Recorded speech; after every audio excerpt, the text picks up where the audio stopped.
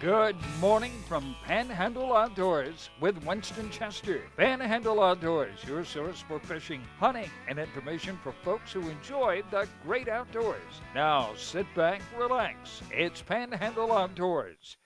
Good morning, folks. Welcome to Panhandle Outdoors. I'm Winston Chester. Glad to hear this Friday morning. Hoping some of y'all get a try out. We still got a chance of rain today, but we'll talk about our weather brought to us by Haney Technical Center at the corner of Baldwin Road and Highway 77. They're still haven't gone underwater yet, but a lot of places have gone underwater. I've been amazed at the amount of rain we've had this week, and it just a fascinating. It's the potholes. I was driving this morning, hit a pothole I never knew was there, and that's on paved roads. And I can imagine you folks living on dirt roads all throughout the Panhandle.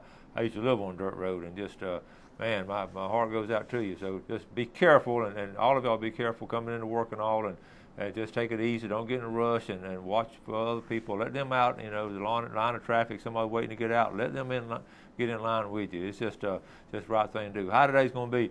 We're only talking about 66. It's going to be cool today. 66 and low of 57. The water temperature staying at 71 degrees now.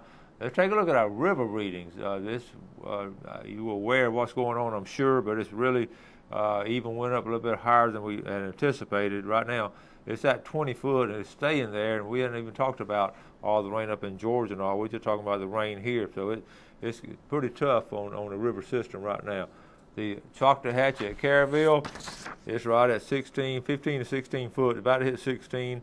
It may, this may change data, but tomorrow on Saturday it looks like it's going to be around 15.2. So, and then may start dropping out some on Sunday. Okay, the tide chart. Let's take a look at the tide chart brought to us by Kent Forest Lawn Funeral Home and Cemetery. High tide this morning at 12:02, and a low tide at 11:03. That's about an 11-hour span right there. Good strong tides is going to be dropping out all afternoon. And really good tides today and tomorrow. I got it right at a 1.9 foot range right there. All right, the marine forecast coming out of northwest at 5 to 10. Tomorrow is going to be coming out of north. We got about a 60% chance of rain today, but tomorrow looks like about a 10% chance of rain. So I know everyone is looking forward to seeing the sun and for a period of time and for the weekend. Everybody wants to be getting out, but if you get on the river, just talking about the river being high, I was thinking again, if you really don't need to get on the river. It's going to be swift. There's going to be a lot of logs floating, a lot of debris on the Apalachicola and on the Choctawhatchee. So just try to stay away from that if you can this weekend. Okay, there's going to be a lot of stuff out there. All right, I just talked to Sea Quarters Marina, and they're I talked about during on Friday. I like to touch base with Sea Quarters, and they're before the storm. All my reports are what I call BS reports before the storm. And I was talking to Captain Kim down there. She said they had some really, over the weekend, really good grouper bites, and I'll talk about it later on in the report. But let's go ahead and do our fishing game forecast on this segment right here, brought to us by Mark Coward of Edgewater Beach Realty, 832-6000. We're looking at our times at 3:14 to 5:14 this morning, and then this evening, we'll get off work a little bit early, and the river goes down from 3:40 to 5:40. Okay, 3:40 to 5:40 this afternoon. All right, that takes care of our weather. We're going to come back and get started on the show.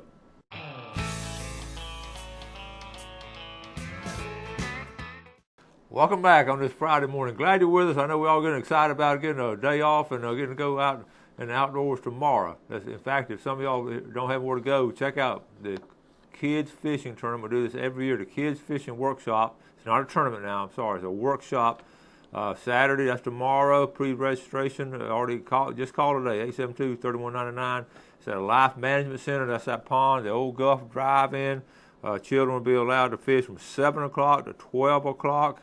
Registration is limited to the first 200 people.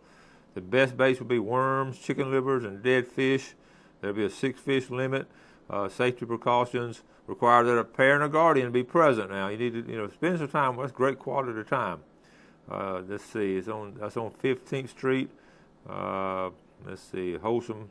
Take a child fishing. Take a kid fishing. What I'm talking about. So get a chance to do that. 200 kids can be fishing, and great opportunity. If you don't get to take them fishing there, maybe take them fishing somewhere. I tell you what's going to be good for you folks up in the woods and all will be that ditch fishing. Y'all know about that. Where the river's high like this, take a kid and just fish in some of those ditches. We've talked about it before. We're going to do a show off that pretty soon. if we get a chance, we'd like to do a show off of it. You'd be surprised, to be amazed at some of the fish you can catch out of a ditch. I did that a long time ago. My dad would take us, and I'm doing that. It's just another story. I wish I had a video of some of those. All right, now let's get into some pictures. We didn't get a chance. We haven't had a whole lot. Most of these pictures are before the storm, of course, but you'd be surprised. Some of these cobia guys fished the pier during the storm, not during the lightning, but they were out there during the rain and all. So let's see if we can get set up here. And our first picture, you're talking about a big trout. This is Jerry Bass out of Columbus, Georgia. Captain Steve Roberson sent this in of Blessed Moon Charters. This is a 31-inch trout that he caught and released. That's a good job, Jerry. Thank you, Steve, for sending that picture in. That's an excellent. That is a big fish, and thank you for releasing her back in the water. That's a big female there.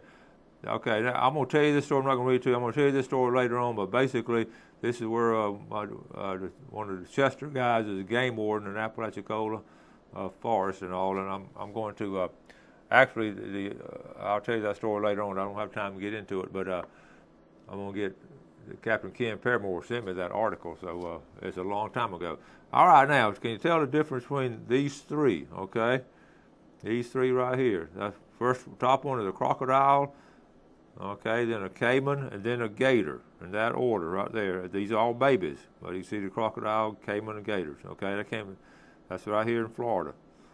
All right, now, how about flounder picking up now? I'm telling you, this is Trevor Benton. We've had Trevor on here before. Trevor's cousin is Drew Benton, a professional bass fisherman we've had on the show before. Ran into Trevor and his dad at St. Vincent Island. He's an excellent outdoorsman. That's a nice flounder they got the other night there. Good job, Trevor. Jason Aguan, Ernie sent these pictures in. I think it was Sunday or Monday. They caught 11 cobia off the pier. They had a really good day before the weather came in. Good job there. Might have been okay. Here's two of them. August Redding.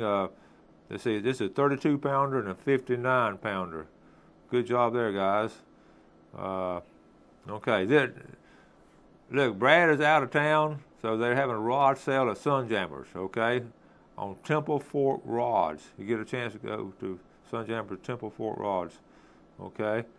How hard did it rain? It rained hard enough to strangle a frog. You heard of frog stranglers? Well, we've had one this week. All right. Let's see. Let's move on down. Okay. I always have to try to have one to make your day. This policeman stops a Dunkin' Donut truck, and he asks, "Do you have any idea why I pulled you over?" This is to all my law enforcement friends out there. I want to identify who this guy is. All right. All right, now listen, I got an email here. This is on a good trip down here too. Let me see. Check all this. This all came from Cape San Blas. I'm gonna show you these pictures. Then I'm gonna read you the email. Okay, all these. Okay, check this out. This is a good trip to Cape San Blas camping down there. Okay, I'm gonna read you the email second. Okay, but this right here, last picture here. This is an excellent picture here sent to us by Ralph Thomas. He works for Beard Equipment over there in Freeport, fishing out of East Bay. Good one, Ralph. Okay. Now these other pictures right here. Let me read this email. Good email here. He said, I'll go through them again. Mr. Chester, even though I live in Carrollton, Georgia, I watch your show every day online. I love being able to keep up with everything going on in the Panhandle. My wife and I go down to the Cape 4 or 5 times a year, either camping at the state park or either renting a house there when it gets really hot in the summertime. Just thought I would pass along some of the pictures from our trip since everyone is talking about the pompano fishing.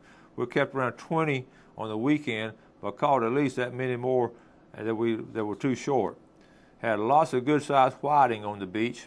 We caught some flounder, Spanish, trout off the boat as well. My sister-in-law has never been interested in fishing until this weekend. She now has the fever and didn't even crack open any of her magazines she brought to the beach because she was having so much fun fishing. Keep up the great work with the show, and maybe one day I'll be able to call myself a Panhandle resident. That's Ryan Halsey. He's an industrial engineer with the Southwire Company up there in Carrollton, Georgia. Thank you, Ryan, for sending those pictures and that email. That's some good stuff right there, and that's a good trip. Look like y'all had, and you got in right before the bad weather too. So good job on that. Appreciate you sharing that with us. All right, now let's go ahead and take our break. We'll come right back.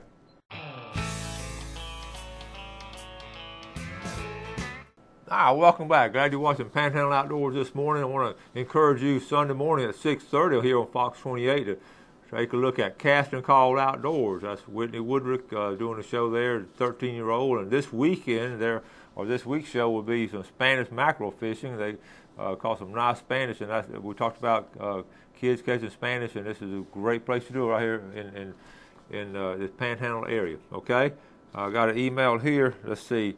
Eddie Ramos, he said, "Hey Coach, I have a 17-foot bait boat with a trolling motor. The draft is 15 inches. I have never fished from Burnt Mill Creek. Is the creek deep enough for my boat, or is there a nautical chart in the creek for the creek? I have not been able to find one. Additionally, is there anything that actually repels no-see-ums? I can tell you that using clothes softener sheets do not work. Thank you in advance, Eddie." Let's answer the draft question.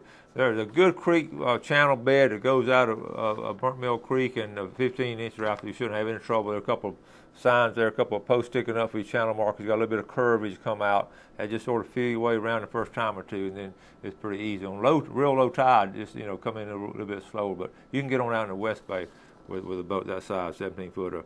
I wouldn't go a real big boat out there. And on the no-see-ums, we've talked about it. They're tough. I answered them back last night on email, and I told them just wear as much clothing as you can. I even put on mask and everything, and I just all my exposed skin, I really try to cover up because what's going on, they're gonna find a little crack or whatever. The other day I was in the yard and they got it between my pants leg and my sock, and I know you know what I'm talking about. There are all kind of things out there. People like cactus juice and so forth. I'm still maybe a little old school. That deep woods off, that really strong stuff. If I hardly ever use any more insect repellent now, but on occasion I will if it's really tough. You have those thermocells. If you can put one in your boat, that'll help a lot.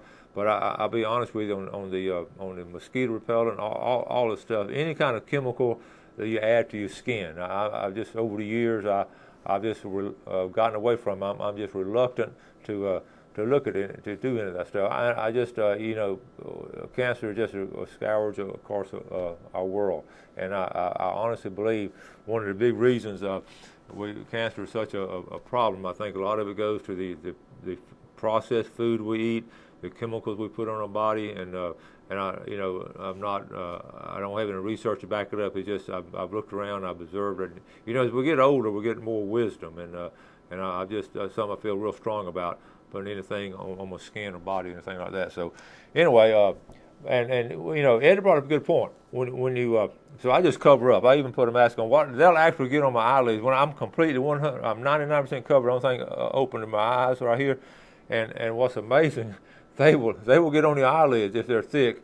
And the worst they ever are, I think, is after storms like we've had this week. When these storms come through, and the storms have gotten through here, and then all of a sudden it's calm. Okay, and it's late in the afternoon, it's 3 or 4 o'clock, and the wind has quit blowing, and it looks like a legion of them will come up. If you're in the yard, you know what I'm talking about. Anywhere, especially around the marsh areas or the Panhandle, they're awful. I mean, they'll get all over you, and I feel sorry for these kids sometimes who aren't used to it. I know my granddaughter Ashley, they have 2 horses, and that's her responsibility as a child. Is every morning and every night, late in the afternoon, she's got to walk those horses and feed them. And when sometimes she's walking the horses, I can see her out there and just doing this all the time. But it's tough, I know. But anyway, get back to that channel. I always check those nautical charts, but when you go to somewhere new, ask someone. And like I said, that channel goes out, makes a little bit of turn, and comes back in the West Bay. But Eddie, you should be fine on that, okay? Listen, we're going to go ahead and we're going to get set up and go ahead and take our break. Before I do that, I want to add, we've got to do our drawing, okay? I'm going to add 2 names to the pickle jar right here. All right, these 2 names are Keela James from Alpha. I got a nice email, and Terry James. Keela and Terry James from Alpha, adding you in here, and we're going to shake it up. We're going to get our drawing. If you have any situations where if you have not add to one of your family members want to, you can. You can see we've had, again, I hold this up every week. I'm amazed at all these are the winners we've had just this year, 2014. So Tarpon Dog Seafood now, we're going to give away, first will be a $20 gift certificate. I've had some people call me and said never won, they've been entering every year. And the second will be a red snapper. I won't call out your name. All right, now this winner of the $20 gift certificate, Chris Carroll from Westville. Chris, Tarpon Dog Seafood, $20. Let me write that down right now. We're in May. $20 May. Okay, and the big red snapper is going to be Wilbur Miller from Lynn Haven. Wilbur watches the show all the time and good fisherman. He probably don't need that red snapper. He probably give it one of y'all. Okay, give him a call. Wilbur Miller. Wilbur's a retired state trooper. He had a fence company on the side. Now all he does is just completely retired and does a lot of fishing and good outdoors and hunts and fishes up there in Lynn Haven. Went by the other day and visited with him. Chris Carroll and Wilbur Miller. Okay? All right, we're going to get ready to take our break. We're going to come back for our famous Friday fishing forecast. We'll enjoy that cup of coffee and we'll be right back.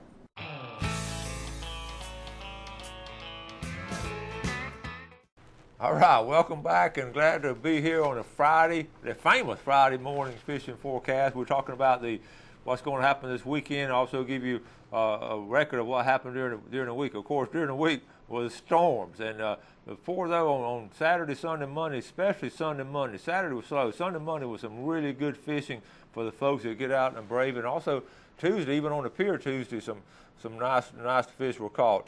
But first of all, we started earlier with sea quarter. We started down there and talked to Captain Kim, and she said the grouper bite was excellent down there all weekend long. And what she said, they were catching them in 40 foot of water. I mean, it's almost inshore, catching those grouper in 40 feet of water, and everybody's limiting out down there. So good fishing down there. Now let's jump up here to the pier because we had a video this week on the pier and all. And one of the big things when we're fishing the pier, if I'm going to zoom in on it right here, let's go up a little bit. Now we're talking about if you want two kinds of fishing really going on the pier. The pompano fishing has just been red hot, and you want to fish in this area right in here. You'll see the guys. There'll be about 15 or 16 of them lined up in the morning. And what happened? The pompano stay in this deep hole like that, and they'll pop up in here chasing bait. And when you see a little flash, you cast out to them. A lot of fun to do, and it's enjoyable. Just give yourself plenty of room. Now the guys fishing for the cobia, they're going to be right here, and the king mackerel. Cobia and king, they're going to catch your, but I tell you what surprises people, these redfish will be coming up in here.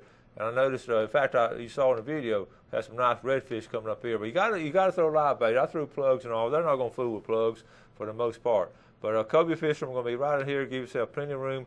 The cobia will be coming through here. And whoever says first shot, now remember they get a chance.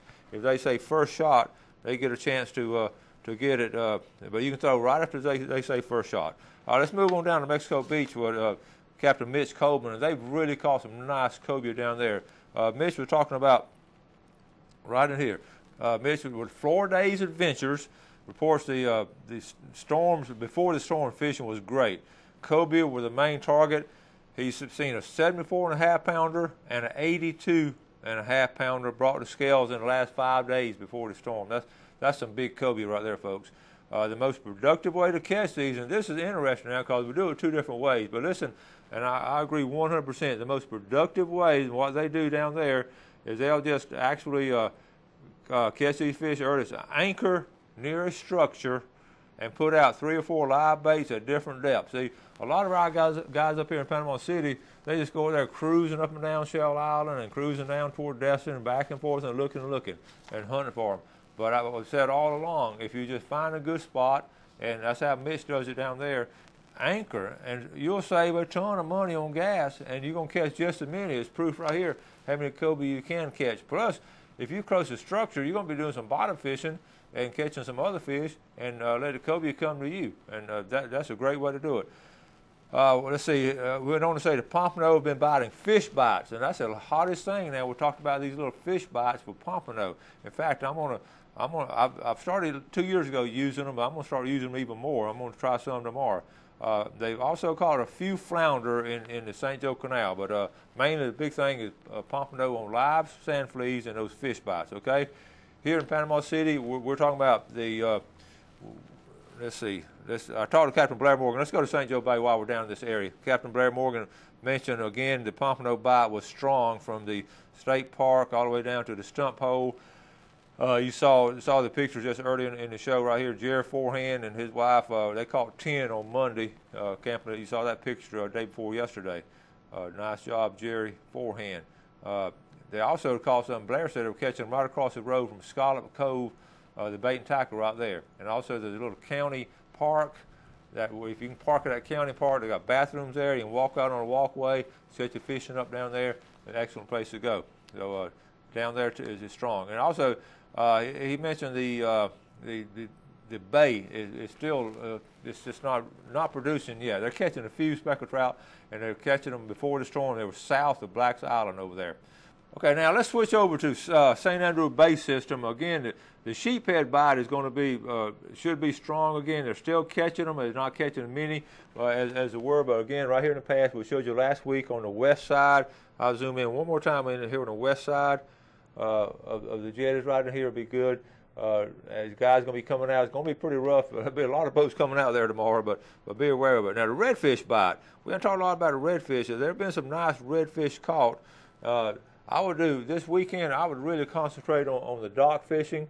I would over in East Bay.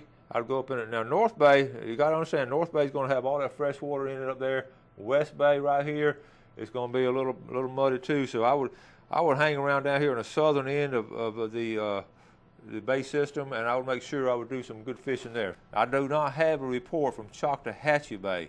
But I'm sure it's muddy over there, and it's been pretty tough fishing over there. But that's all behind us now. We've got a great weekend to look forward to, so it'll be a chance to get out. I'm going to try to do some pompano fishing from the surf this weekend. Remember that bait should be stirred up a little bit. The water clarity is going to be a big thing. So anyway, got to wrap it up. You have a great day. Have a great weekend. Do something good for someone else, and God bless. Thanks for joining us for Panhandle Outdoors with Winston Chester. Panhandle Outdoors features hunting, fishing, and other activities and information to help you enjoy the great outdoors. Join us next time for Panhandle Outdoors.